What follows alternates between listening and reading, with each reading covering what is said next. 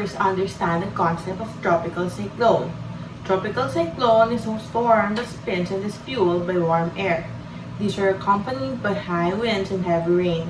They form over warm bodies of water, gaining energy as warm air absorbs and rises. When warm ocean air rises, it cools, resulting in the formation of clouds. This is known as a high pressure zone.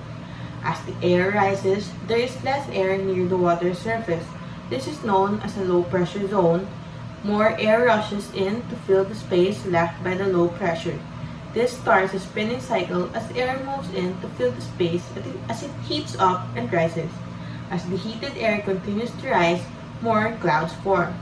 There are different classifications of a tropical cyclone according to their maximum wind speed.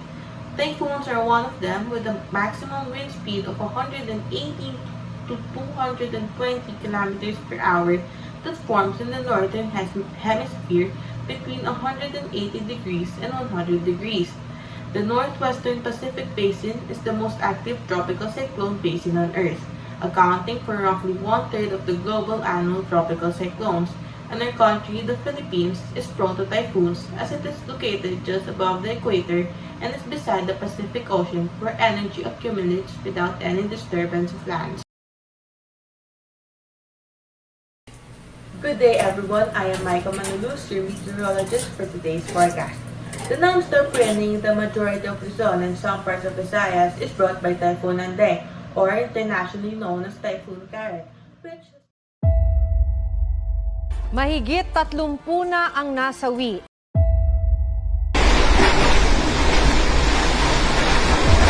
Kasalukuyan na ang binabayo ng malakas na hangin itong Jesus Christ.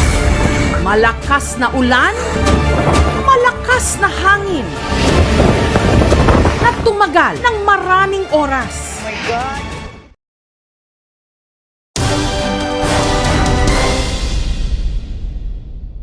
Good day everyone, I am Michael Manulus, your meteorologist for today's forecast. The non-stop raining in the majority of Luzon and some parts of Visayas is brought by Typhoon Haiyan, or internationally known as Typhoon Haiyan, which has just entered the Philippine area of responsibility with a maximum sustained wind of up to 123 kilometers per hour and a gustiness of 141. It is moving to the northwest with a speed of 36 kilometers per hour. Based on the forecast of Pag-asa and Joint Typhoon Warning Center of the United States, the eye of the typhoon is already located at 364 kilometers to the northeast of the nearest island of Mangkawayan, Camarines Norte.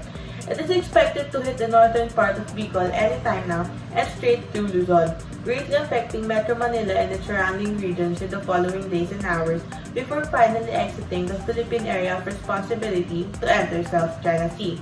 Due to the extent of the wind field and its through, it can also affect and bring light to moderate rain and wind to other parts of Visayas and Mindanao.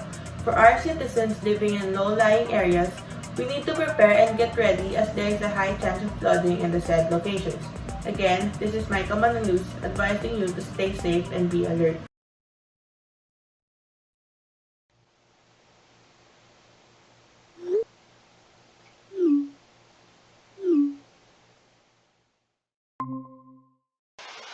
How are you guys? Are you informed there will be a typhoon coming? I just heard about the typhoon too. I was about to message you all about it. Are you all prepared for the typhoon? Are this going to make landfall anytime soon? Does everyone have food stocks and emergency supplies in their home? Of course, better safe than sorry. The forecast also said there might be a high chance of flash flood. Hey Des, you live beside the river, right? Did your family prepared in case the flood reaches your home? Yes, we already lifted our things and packed our clothes to get ready for the evacuation. Ooh, the lightning is scary. It might obliterate the power phone. So, don't forget to change your power bank and flashlights, because there might be a power outage. Oh, speaking of, I better go charge my things. Me too. I have some things to take care of. We should all go ahead. Let's just update each other later on. Bye!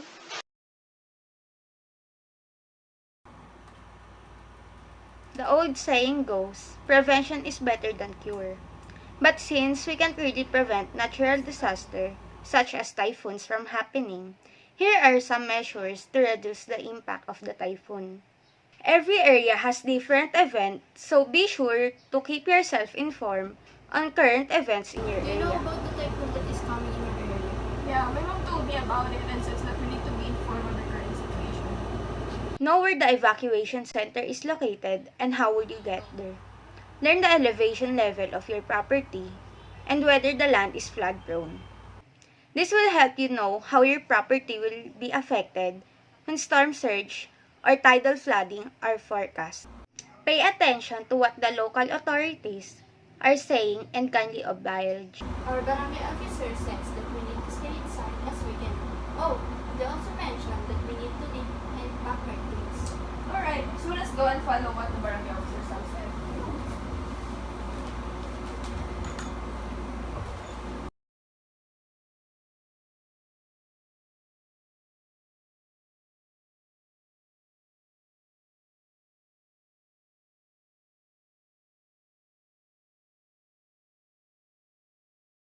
Lastly, people should make plans for how they will respond in the event of a calamity. To begin preparing, we should build an emergency kit that consists of food necessities and first aid kits, and also make a family communication plan in case losing contact with them. Chantel, this is our emergency kit. Let's prepare for the coming typhoon. Okay, ate. Install straps and additional clips to securely fasten your roof to the frame structure. This will reduce roof damage and prevent it from flying away. Chantel, we need to tell Tatay that we need to install straps and additional clips to fasten our roof in case the typhoon will be disastrous. Copy, ate, and I will go tell Tatay. Thank you.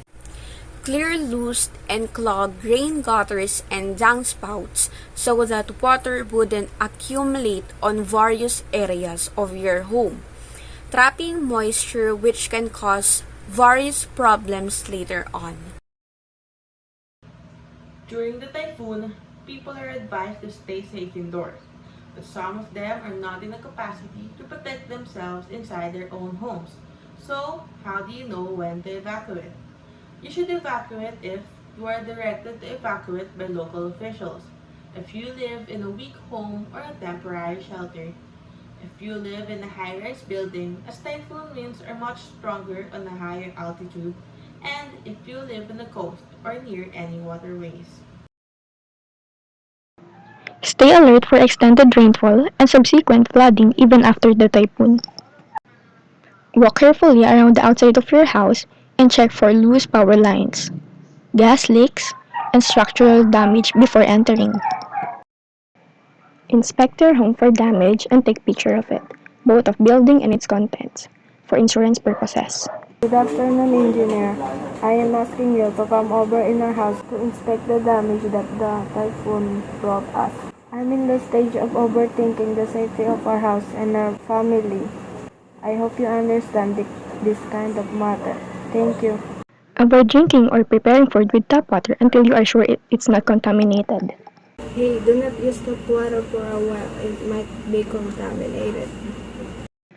Empty out all the possible breeding grounds of mosquitoes.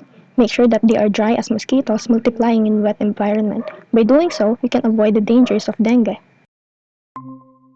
How are you guys? We are safe, Martin. We are in a good place right now. How about you, Janelle and Kim? Are you guys okay? Same, we are recovering in the typhoon. Same. I am giving positive vibes and hopefulness in our family. Do you know? Forget what was happened. That's good, Kim. We need to overcome this situation.